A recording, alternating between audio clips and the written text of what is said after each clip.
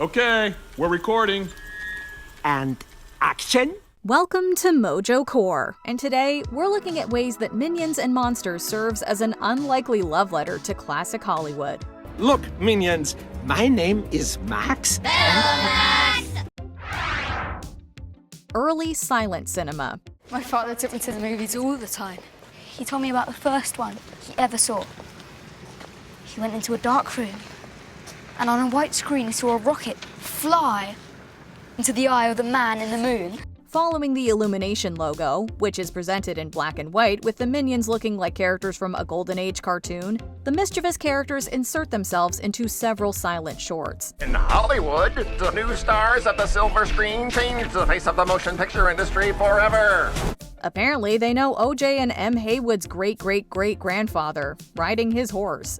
The Minions also find themselves running with a dog, turning the tables on a gardener, leaving the Lumiere factory after a day of work, awaiting the arrival of a train at La Ciotat station, and taking a trip to a minion-shaped moon. Chances are that you'll recognize at least one of these clips, although for kids in the audience, this may be their introduction. Either way, these remain prime examples of how a few minutes or even seconds of film can change everything. That was perfect! The two greatest American movies.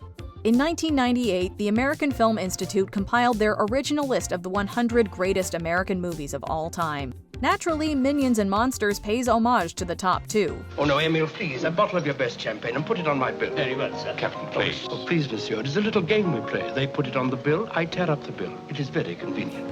Following a screening, one of the Bright brothers asks the piano player, Sam, to play it. Without even saying the song's title, Sam knows he means As Time Goes By, which was written in 1931 before being immortalized almost a decade later in Casablanca. You must remember this, a kiss is just a kiss, a sigh is just a sigh.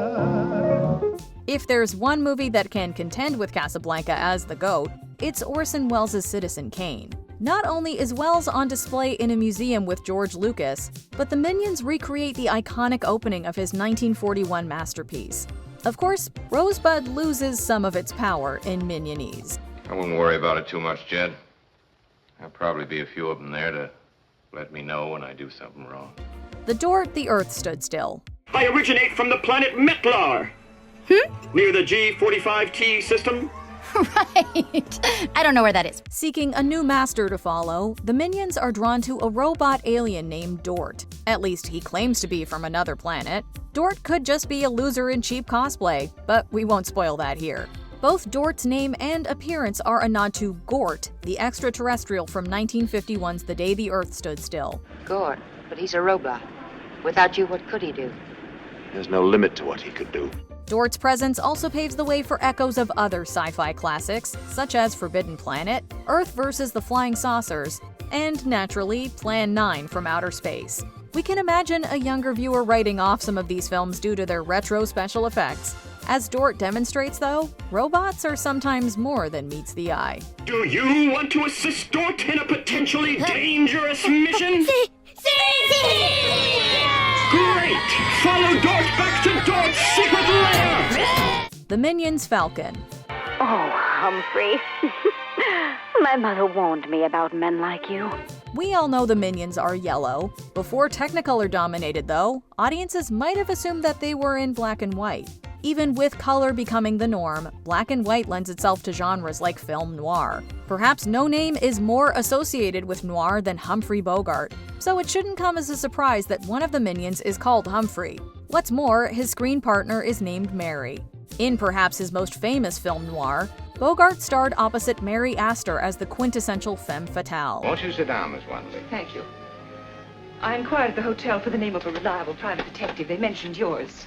Suppose you tell me about it from the very beginning. Just as the kiss between the Minion and Mary takes an awkward turn, Astor recalled Bogart struggling to shoot love scenes. After one take, she supposedly told him, quote, "Try not to knock my teeth out next time."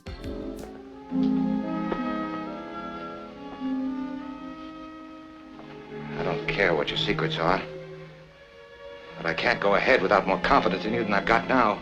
The Monsters. You wrote a monster movie? Sí, con pica kaiju. Arr, arr. What are you going to use for your monster? Given the title, it only makes sense that some of the monsters would draw from classic cinema. Before reaching Hollywood, the Minions encounter a Cyclops resembling the one from The Seventh Voyage of Sinbad, and a mummy right out of the Universal Horror Library. Padis, por favor.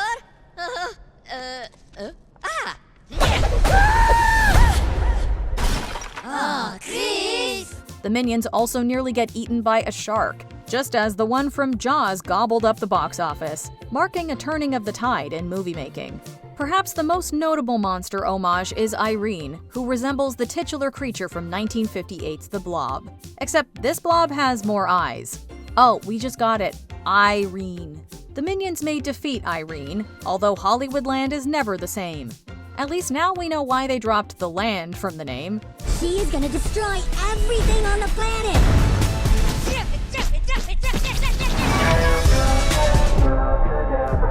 Minions in the Rain. It may not be a musical, but Minions and Monsters shares more than a few parallels to Singin' in the Rain. Both take us behind the scenes of Hollywood, exploring a pivotal turning point in 1927. My voice has been recorded on a record. A talking picture. Goodbye. Well, it's just a toy. It's a scream. It's vulgar. The jazz singer proved that the talkie was here to stay. While some actors successfully transitioned from silence to sound, others didn't have the voice to accommodate this evolving medium. No, Miss Lamont. Round tones, round tones. Now let me hear you read your line. And I can't stand him. And I can't stand him. And I can't stand him. Sound ultimately proved to be the high-pitched Lena Lamont's undoing, as is the case with the Minions, too. Not only are their voices an acquired taste, but the Minions can't even read the lines as written. Baby. Piñata. Carbonara. Lasagna. What? What? Audiences may not have been ready to hear the Minions talk in 1927. By 2010, though, perhaps they'll be more open to Minionese. No. Oh, all right. A party with elephants. At the peak of their stardom and access, the Minions attend a wild party, complete with an elephant. You mean really big horse? No, I mean an elephant. You might have assumed that this was a nod to Damien Chazelle's Babylon, which also mirrors the transition from silent films to talkies. Although that connection wasn't lost on the filmmakers, they actually had another movie in mind when devising this scene. According to director Pierre Coffin, inspiration initially derived from Blake Edwards' 1968 comedy, The Party. Do you believe that child of mine bringing home an elephant? Okay. Oh, really? Like much of Edwards' work, The Party was essentially a live-action cartoon, leaning heavily into slapstick and absurdity. The mayhem culminates in the arrival of a baby elephant. We're not sure which is inclined to make a bigger mess, the elephant or the Minions. Probably the latter. General, your wife got stuck in the pool. Get her jewelry. A train chase through cinema. It's fitting that the Minions' arrival in Hollywood would reflect a landmark in narrative film. Pursuing another bad guy, the Minions get caught in the middle of a locomotive chase reminiscent of 1903's The Great Train Robbery, as well as 1906's The Story of the Kelly Gang. As it turns out, this isn't a real train robber, but rather an actor in a movie. The train is real, though, putting everyone in jeopardy. In a way, this also reflects how many classic Hollywood performers actually endangered themselves to get the perfect shot.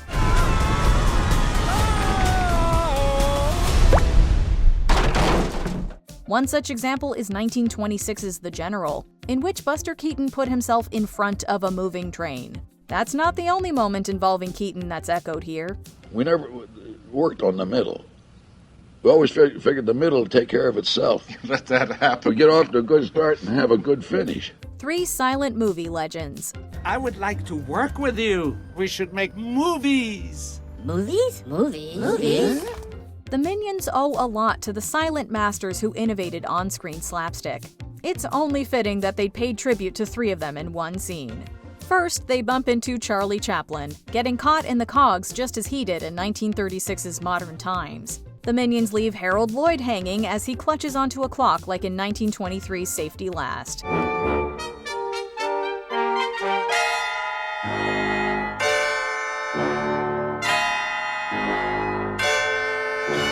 Finally, they encounter Buster Keaton, who just barely avoids disaster as a house comes crashing down, recreating the scene from 1928's Steamboat Bill Jr. All that's missing is a Fatty Arbuckle homage, although maybe that's intentional since this is a family film. In any case, this is likely the closest we'll ever get to Chaplin, Lloyd, and Keaton all sharing the screen. Well, it's like old times seeing you here again. Put it on your wallpaper. Yeah, I'll be down watching the other acts. The names of the Minions. First things first, who are you? Mi nome è Henry. E James e mi nome è Dick. Ah, e ça c'est les Ed. The 2 central minions in this movie are James and Henry. We can't help but wonder if this is a salute to James Stewart and Henry Fonda, who shared one of Hollywood's most historic friendships. Both also popped up in movies like How the West Was Won and 1968's Fire Creek. Sound nosy, we may be bringing a herd up this way come spring. Might put up here instead of Sweetwater. Town's always glad to get business. Whether or not that's a coincidence, Christoph Waltz, who voices Max the director, improvised the names of several other Minions. As the Minions are booted out of Hollywood, Max bids them farewell one by one. Waltz thought it would be funny if the Minions shared the same names as directors. While there are some modern names in there like Quentin and Steven, only true cinephiles will know that Federico is an homage to Mr. Fellini. Io sono stato in America parecchie volte, 5-6 volte, insomma, e non sempre riportate delle impressioni stimolanti ma contraddittorie, insomma, mi è sempre sembrato di vivere in una specie di sogno. Are there any classic Hollywood references we missed? Let us know in the comments.